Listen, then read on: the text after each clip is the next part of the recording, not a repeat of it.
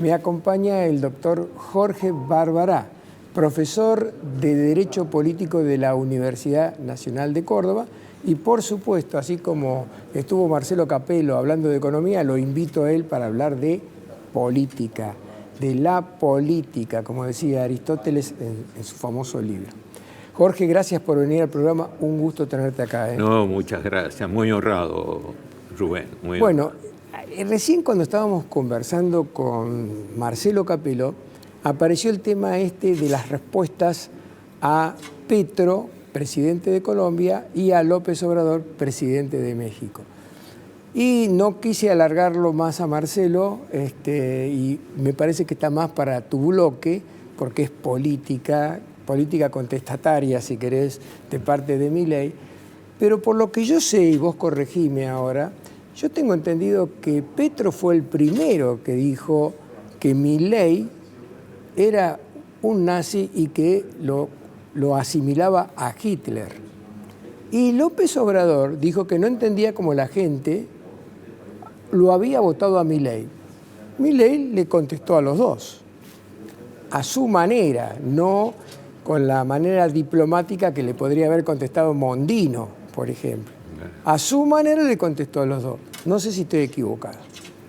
A ver, el hecho de vincularlo con el nacionalsocialismo y con Hitler también le cabe a Lilita Carrió. Lilita Carrió le imputó a él sobre esto. De manera que estos dos presidentes que vos mencionaste, creo que se han manejado desde el punto de vista de lo que podría llegar a ser un gobierno de Milei.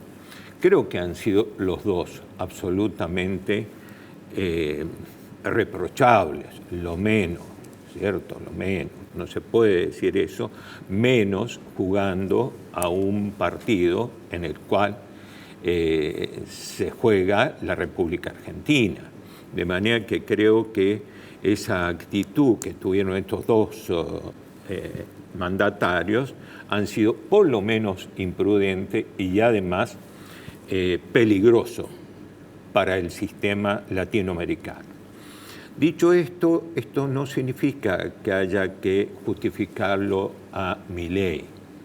Si bien es cierto, Milei no es un político y él dice sus verdades y de acuerdo a las verdades va obteniendo confianza, no es menos cierto que dice lo que piensa y frente a los dos ataques, él realmente reacciona de esa manera. De manera que si a mí me decís que hay que reprocharle en grado sumo, hay que decirle, bueno, están jugando los tres dentro de un sistema que son complicados. Y además para eso están los cancilleres, para, superar estas situaciones que son complicadas. Lo mismo podríamos pensar respecto de Lula y Milei respecto a Brasil. Sin Brasil, Argentina es complicado y a la contraria también. Eso es lo que yo pienso respecto de Milei. Puede haber sido imprudente, pero los otros no lo fueron menos. Vos sabés, Jorge, que en materia de imprudencia, pareciera que queremos, no sé qué es lo que le pasa. No sé si fue anoche o antes de anoche, en La Nación Más, lo vi a Roberto Kachanowski, por quien yo siento un gran respeto intelectual, porque lo sé, un buen economista, profe, tipo que se maneja bien con la comunicación, pero dijo que la forma autoritaria de Milei lo iba a conducir indefectiblemente a construir un personaje fascista, tal como lo fue Mussolini o Hitler. A mí se me cayeron los anteojos, te juro, cuando le escuché decir eso a Roberto, porque de Lilita Carrió no me extraña que diga un disparate gigante como un edificio, porque es su manera de decir las cosas, ¿no? Ha hecho 2000 denuncias que después no sirvieron para nada. No la tengo en cuenta en el escenario nacional a la doctora Carrió. Pero Roberto Kachanowski es un tipo activo todavía, que me parece que es imprudente decir lo que dijo, que Milei puede terminar convertido en un Mussolini o en un Hitler. Estamos todos locos. Dos cosas respecto de Kachanowski. Primero, no tiene la menor idea de lo que es el nacionalsocialismo ni Mussolini. A ver, esto da para otra situación porque hace a la situación política, ¿cómo te puedo decir?, de las ideologías. Y eso creo que hemos trabajado bastante sobre este tema. De manera que no sabe lo que está diciendo, es un ignorante. Y en cuanto a lo que se refiere a Milei, lo que yo he escuchado de él es que tiene un entuerto de carácter personal con Milei. De manera que Kachanowski, cuando hace algún tipo de relación, de alguna manera hacer alguna evaluación respecto de Milei, lo hace de manera absolutamente no centrado. Lo hace desde el punto de vista absolutamente contrario, de manera que no me merece en esas características ningún tipo de respeto. Al contrario, las veces que yo lo he escuchado hablar a Kachanowski es una cosa cuando hace algunos análisis de carácter político y otro cuando hace un análisis respecto de Milei. De Milei, desde el comienzo, directamente lo descalifica. Y en alguna oportunidad ha dicho, antes que fuera candidato Milei, de cómo se comportó en una oportunidad y que él había quedado muy mal desde el punto de vista de la relación que tenía con Milei. De manera que parcial, no imparcial. Con esto te digo que no creo que haya que darle respecto de Milei ningún tipo de, digamos, situación que haya que por lo menos respetar. Está bien. Vos, como profesor de Derecho Político, yo supongo que si yo te digo quién y cuándo fue el primer presidente, vos me vas a decir 1862, Bartolomé Mitre. El otro día me puse a mirar toda la línea hasta abajo, hasta Milei, y la verdad que no encontré ningún presidente que tuviera una formación interesante en macroeconomía como la que tiene hoy Milei. Eso por un lado.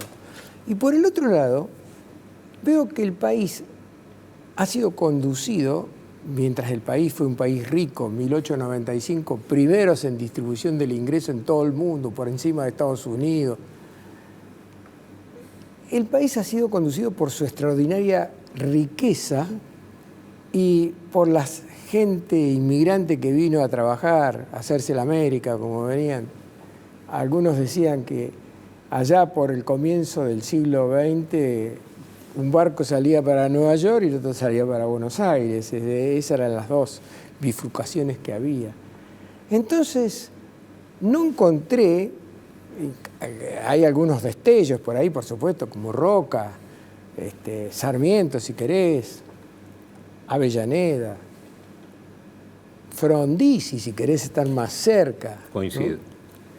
Pero destellos al fin, porque todos cayeron después bajo el flagelo del gasto imprudente en demasía, generando inflación, y, bueno, toda la historia que vos conocés. Aparece un tipo que está fuera de la política, como Milei, macroeconomista, por lo tanto, para él el déficit cero es fundamental, no va a caer nunca en la posibilidad de gastar más de lo que recauda, nunca lo va a hacer. Y con eso empieza a arreglar la economía y arreglando la economía, el país tiene reservas como para estar entre los 10 primeros en 30, 40 años, como dice Milei, seguro. Pero el problema es la política en este momento, tu materia. Es decir, tenemos un caudal de políticos total y absolutamente ignorantes. No tienen ni idea de lo que es macroeconomía, déficit fiscal. ahorrar más de lo que entra, no gastar el gasto público, achicarlo, achicar el Estado que está sobredimensionado de una manera increíble. No tienen ni idea de eso. ¿Qué opina? Lamentablemente los políticos se transformaron en un sector privilegiado, totalmente privilegiado. Y para colmo, sin conocimientos profundos para tener lo que significa llevar un buque al buen puerto. Al contrario, fueron cada vez navegando casi cerca del Titanic. En el caso concreto, si vos tomás los 40 años que tenemos de democracia, decime cuál es la situación que ha sido superadora. ¿En qué sentido? Todo ha sido peor. Educación, seguridad, cuestiones éticas, lo que significa la corrupción, todo lo que significa respeto de uno a otro. Vale decir, no solamente desconocimiento, sino que además privilegio. En el caso concreto se confronta con Milei, que no es político, no es político. Y eso es lo que se juega en la tabla de la República Argentina. ¿Qué es lo que juega? Subyacentemente, de manera directa, Milei está llevando, sin que creo que él no es consciente, de llevar una revolución, pero una revolución de manera absolutamente sin ninguna sangre ni nada por el estilo. Él dice la verdad, y junto con la verdad, cuando uno dice la verdad y la gente lo observa y ve ese espectáculo, tiene confianza. Más de una vez he dicho que uno de los fundadores clave, y vos los conocés, de lo que es el liberalismo fue John Locke. Y Locke, uno de los puntos cardinales de John Locke es hablar de trust, vale decir, lo que es todo lo referido a la confianza.